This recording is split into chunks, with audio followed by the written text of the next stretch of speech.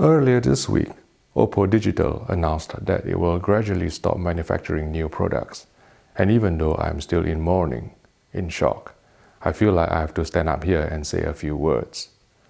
When the news broke on the 2nd of April, I foolishly thought that it was just a late April Fool's joke. I refused to believe it until I saw a farewell message posted on OPPO's website.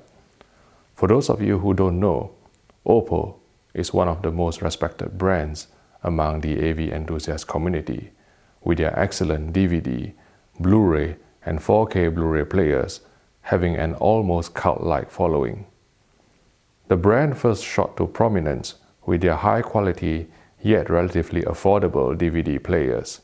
But what endeared OPPO to AV enthusiasts were two things. One, their machines can play almost any disc format under the sun, ranging from SACD to DVD audio. 2. Their firmware update speed and customer service is legendary. With most other consumer electronics companies, you find something wrong, feed it back to them, and maybe, just maybe, they'll take notice and fix it in the next product cycle, meaning next year's product. But not OPPO. They listen and they act immediately, developing, testing, and then releasing firmware updates to fix the problem with unbelievable efficiency and speed, usually within weeks, even days. And this sort of customer support is built into the high price of its products. Unlike other manufacturers, OPPO's philosophy is not to release products annually just for the sake of saying they've got something new, to make you spend more money with them.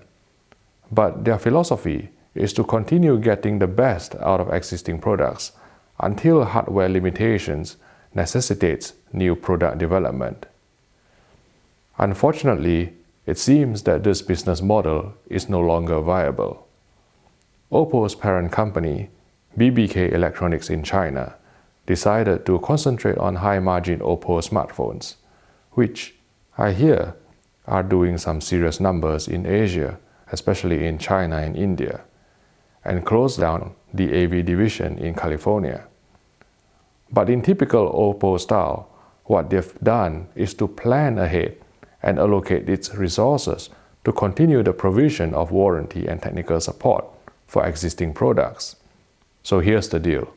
Production is being shut down as I speak, and barring any unforeseen circumstances, the last batch of OPPO products will leave the factory in June. Technical support, warranty claims, servicing and spares will be handled by a third party in the future. A firmware update to implement the latest Dolby Vision profile that's compatible with Sony TVs over HDMI is now being tested by Dolby Laboratories, so owners of the OPPO 203 and 205 hopefully can get it soon.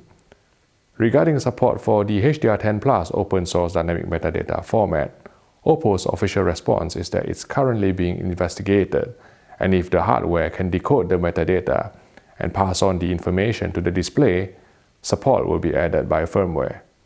To me, it sounds like 50-50 whether you'll get HDR10 Plus support, so don't get your hopes up.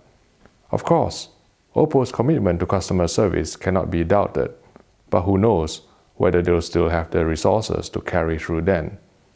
From a personal point of view, I will miss OPPO dearly. As you can see, I have a few OPPO players here. The 103, the 105D, two 203s. I will probably never get my hands on the 205, and it's probably going to be one regret in my life. I remember the days of lugging this OPPO 103 around to my TV shootout event every year in its carrier bag. I insist on using OPPO because of the source direct and playback loop functions, which are so useful. I dig the smooth mechanism, that reassuring sound of the disc tray opening and closing. These machines are built like tanks, or maybe to stop tanks. I remember those nights I've spent testing TVs in a pitch black room. I put on a full field black pattern, couldn't really see anything. I'll press the bottom rightmost button, and a familiar glow comes on from the backlit OPPO remote. I remember writing my first review of an OPPO player, and how I was advised by the late Henry Fielden, then managing director of OPPO UK, and a true gentleman, of how OPPO should be spelled with all capital letters for symmetry purposes, and I've been sticking at it since. And above all, I will remember OPPO as a shining example of putting customers first, often going beyond their line of duty to provide meaningful firmware updates and technical support long after they have taken your money, which is so rare and refreshing in this cutthroat consumer electronics industry that's filled with broken promises. So thank you, OPPO. Thank you for the joy you've brought to the AV enthusiast community and what you've meant to us. Your legacy will remain long after your last AV product has shipped from your factory in June. Thank you.